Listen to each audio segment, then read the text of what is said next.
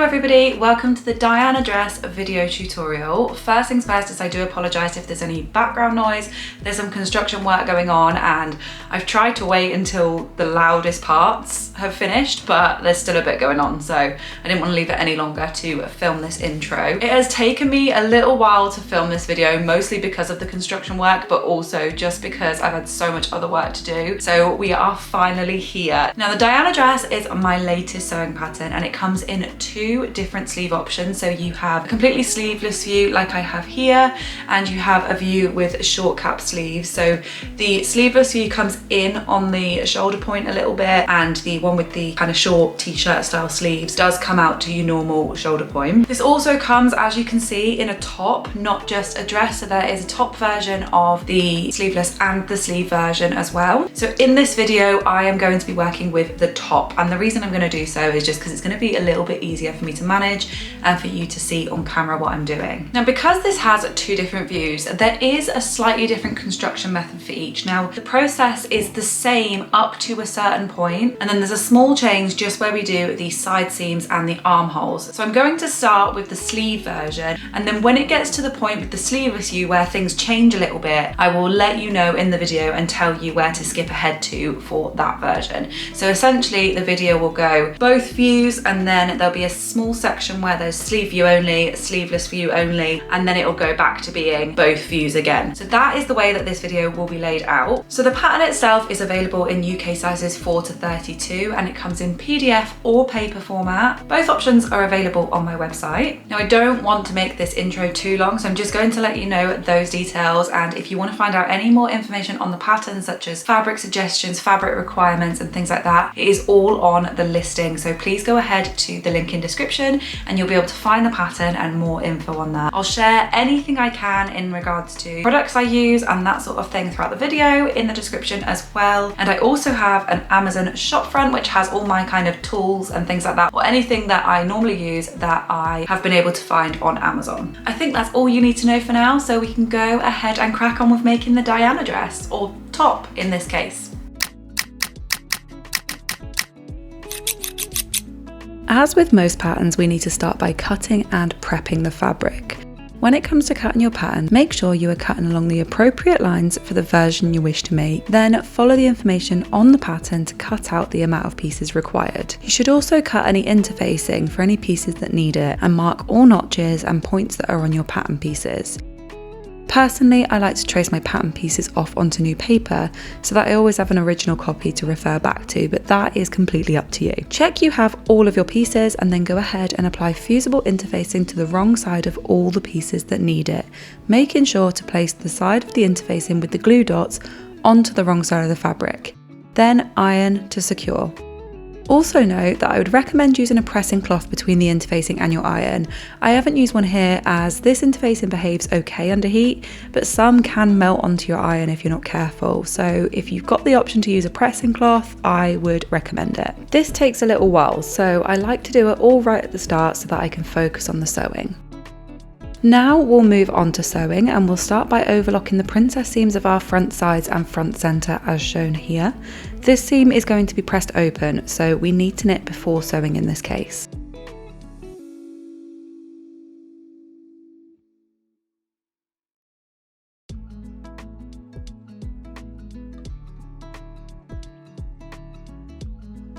Once all the edges are overlocked, place your front side onto your front centre with right sides together, matching up the overlocked edges. Match up your bust notch first, then continue to pin the rest of the way.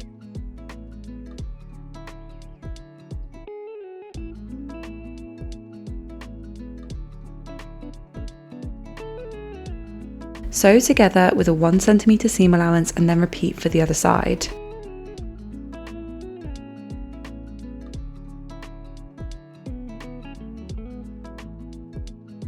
Press your seams open. Now when you do this, I'd recommend using a tailor's hammer if you've got one, as it just makes things so much easier to press when you're doing curves, especially on princess seams and darts, or anywhere really where the garment curves.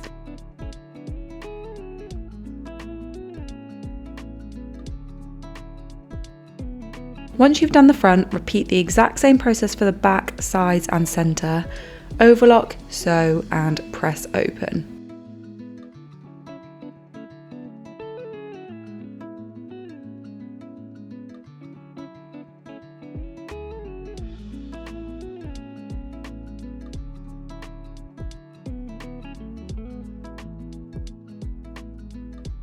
Next up, place your front onto your back with right sides together.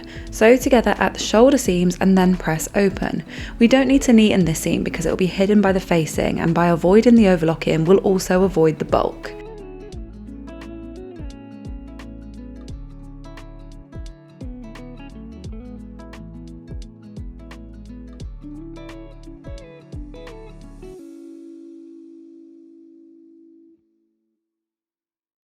Now we need to repeat this process on the facing pieces for both the front and the back. So you'll overlock the edges, sew together and then press open, the same way that you did with the main bodice.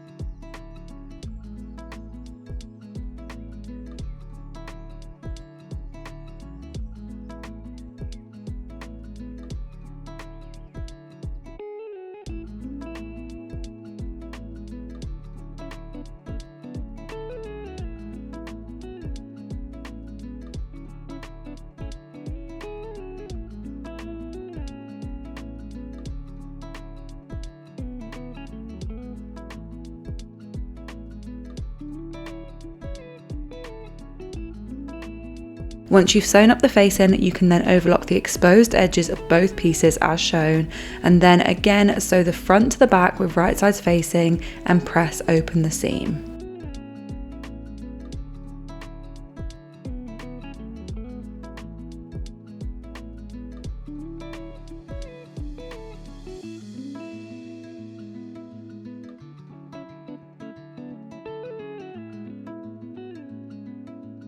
Next up, it's time for the collar. So start first with your under collar and sew together along the centre back edges with right sides facing and press this seam open.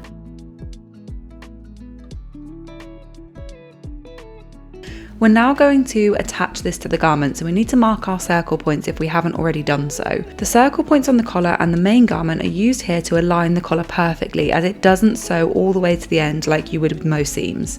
So to do this, I normally use tailor's tacks or chalk, and in this case I have used a chalk pencil.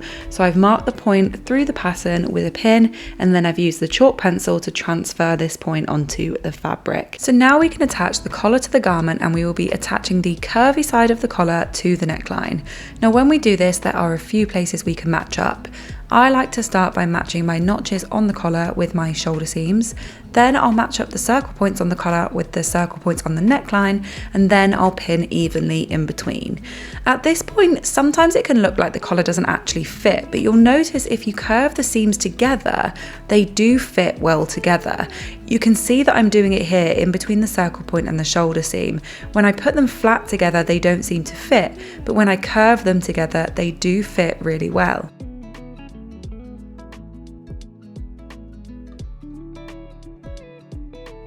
Once you've got it all pinned in place, start at one of your circle points and sew your collar to the neckline, finishing at the circle point on the other side. You want to try and be as accurate as possible here and keep your circle points as close together as possible, as this will create that notched look into your collar when we attach the facing later.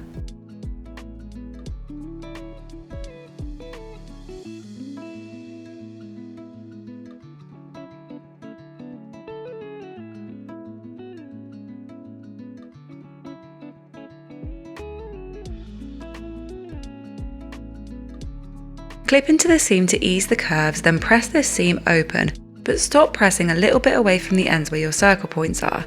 These parts don't need to be pressed back, and sometimes it's just a bit easier to sew the next parts of the collar if this area is left unpressed.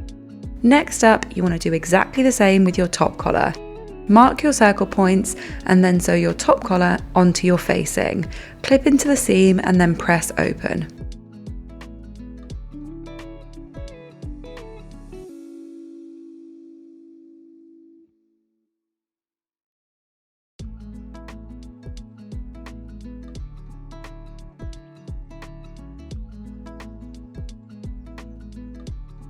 We now need to attach the main bodice and the facing together around the collars. Start by placing your facing onto your main bodice with right sides together, then pin the top collar and under collar together along the top edge. Then pin the collars together along the sides just until you reach the circle points. Push the seam allowance down towards the rest of the garment and pin right down to the seam where the collar attaches to the garment, or the facing depending on which side you're looking at. When you've pinned everything in place, sew the collars together.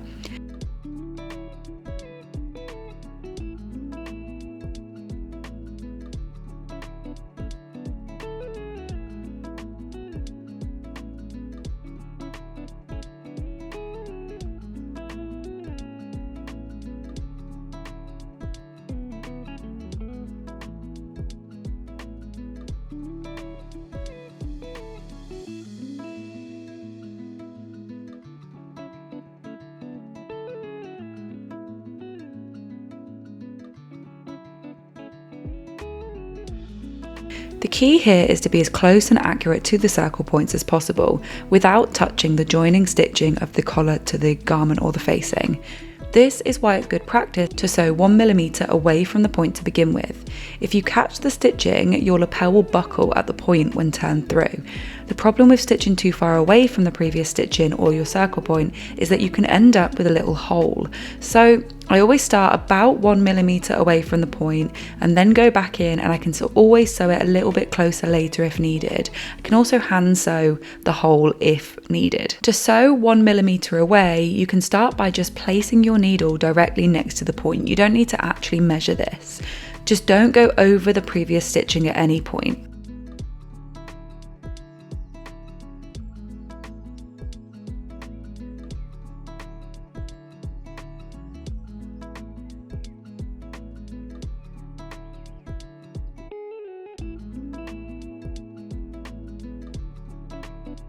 Once this part of the collar is complete, we can work on the lapel or revere part of the collar next, and this is the same concept as before.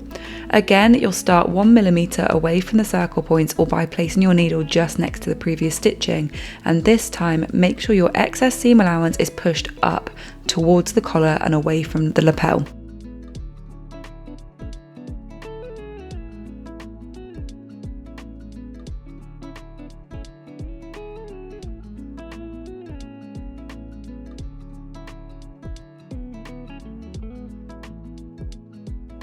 Sew all the way around the lapel and down the front of the garment or facing. It's especially important that when you're sewing the collar, you don't catch any other seams within the stitching, so just take your time to be as accurate as possible with this.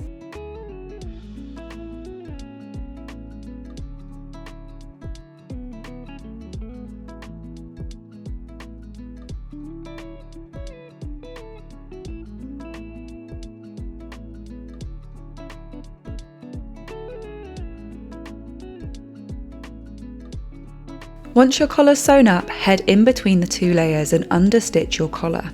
Do this by pressing the seam allowance towards the undercollar and stitch it in place as close as possible to the seam where the two collars join.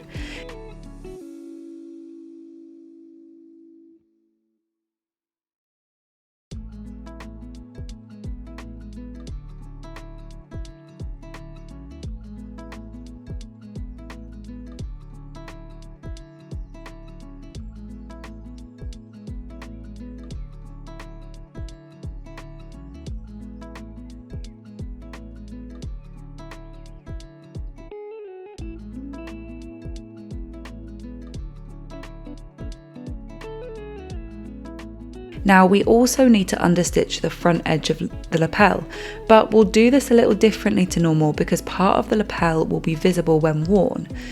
Make sure you have notched into your break point as marked on the pattern, then mark a point a couple of centimetres above and below this. You can just use a pen for this if you want to. Everything below the lower mark will be understitched onto the facing as normal, but everything above the top mark should be pressed the opposite way towards the lapel. This is because everything above the break point will fold back when we wear it, and we don't want this understitching to be visible when worn.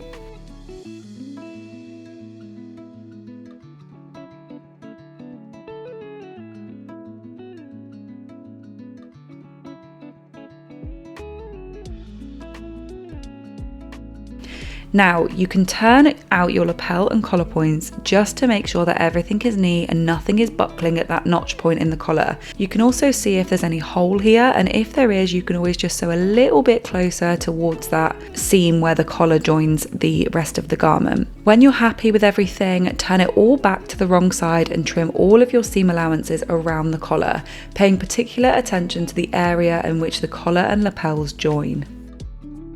Now this is where things differ for the sleeve and the sleeveless version. So if you're making the sleeve version, continue here, and if you want to make the sleeveless version, head to the timestamp on screen. For the sleeve version, turn out your collar and lapel to the right side and push out your corners and seams so that everything looks nice and tidy.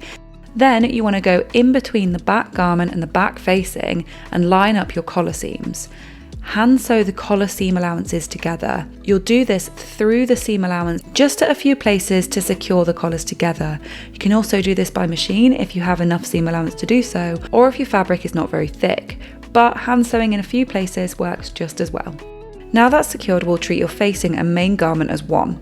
With wrong sides facing, stay stitch your facing and main fabric armholes together.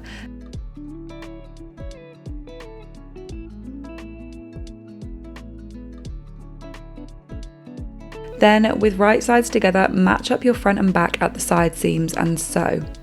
Overlock to neaten and then press towards the back.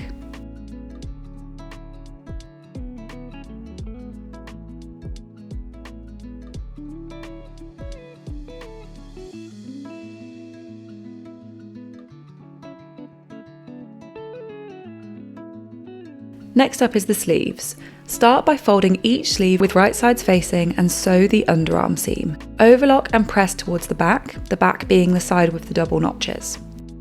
Overlock the hem of each sleeve and then turn to the wrong side by 1.5 centimeters or 5/8 of an inch and stitch into place.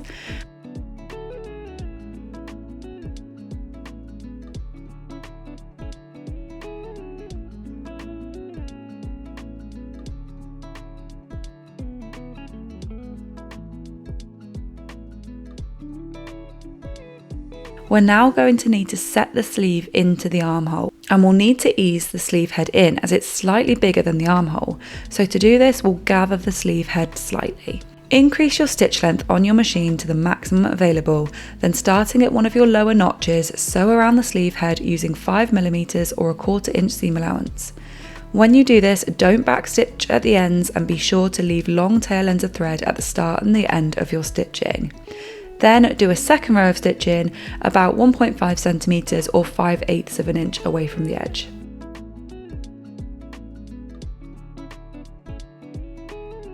Find the two threads on the right side of the fabric and gently pull on the threads to just slightly gather the sleeve head. You don't need loads of gathers just yet, you just want a gentle curve across the top of the sleeve head. Just add a few so that the top of the sleeve head starts to curve around your fingers.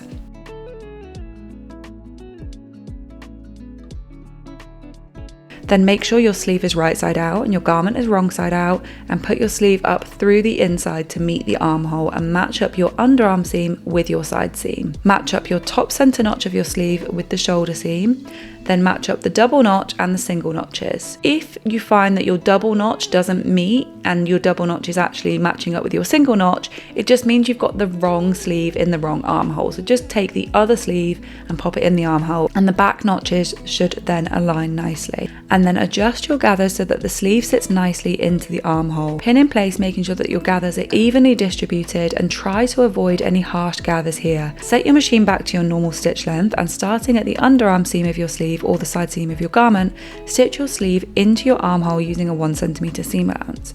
Try not to catch any harsh tucks or gathers while sewing, and make sure to backstitch at the beginning and end. Overlock to neaten and then press your seam towards the rest of the garment.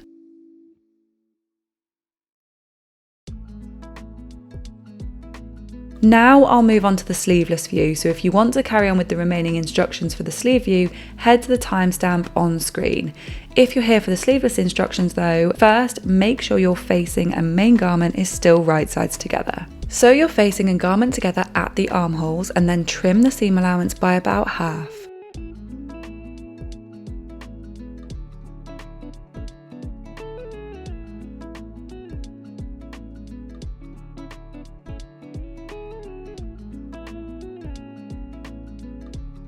Reach between the back facing and garment and pull your front pieces through the shoulder until they're fully pulled through the back of the garment.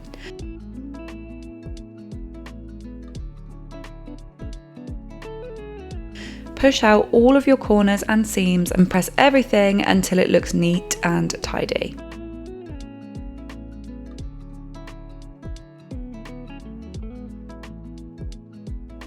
Then go back in between the back garment and back facing and line up your collar seams and hand sew the collar seams together through the seam allowance at a few places to secure the collars together. Then place your main front and back garment with right sides facing and lining up your side seams.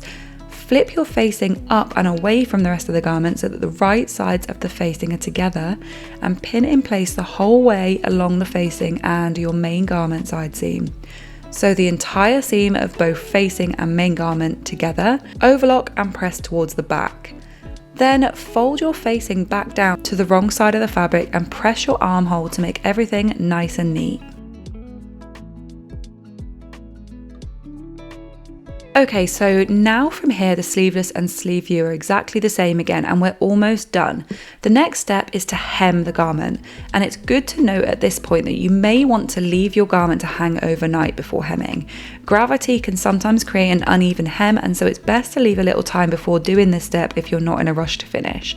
But when you're ready to go, here's how we'll do it. Open out your facing so that it's away from the rest of the garment, and then overlock the bottom of the front center facing and the entire hem of the garment. Fold your facing so that the right side of your facing and garment are together, and then sew across the bottom of the facing with a 2 cm or 3/4 of an inch seam allowance. Trim your excess just below the stitch line, making sure to trim only up to the overlocking on the facing. Don't trim past this point. Turn out the corner of the facing so that the facing is back to the wrong side of the garment. This will naturally pull up your seam allowance by 2 cm. Then press the 2 cm seam allowance the rest of the way around the hem and stitch in place. Remember, this is a curved seam, so pressing it well first and taking your time is important.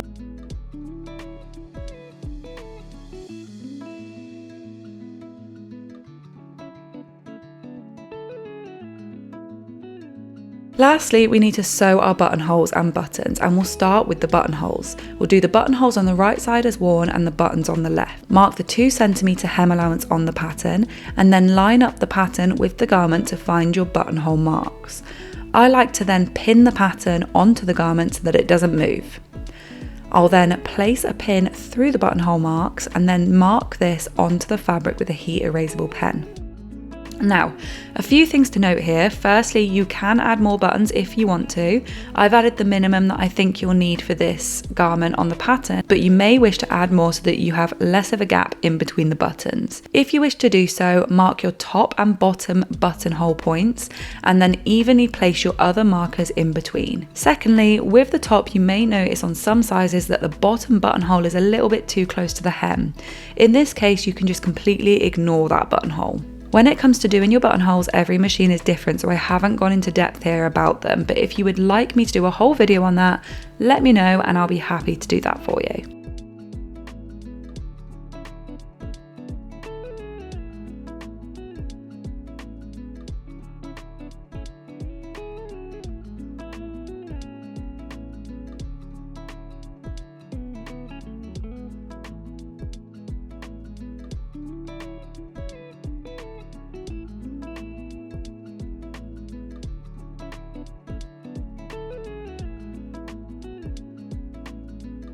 When it comes to the buttons on the other side, you can again use the markers on the pattern, or if preferred, overlap your center fronts by 3 cm, then mark your button point through the buttonhole for perfect alignment. Hand sew your buttons in place, and there you have your Diana top or dress completed. I hope you love the pattern, and if you have any questions, please feel free to drop them below. That's all from me, but I hope to be back with more videos soon. Thanks for watching.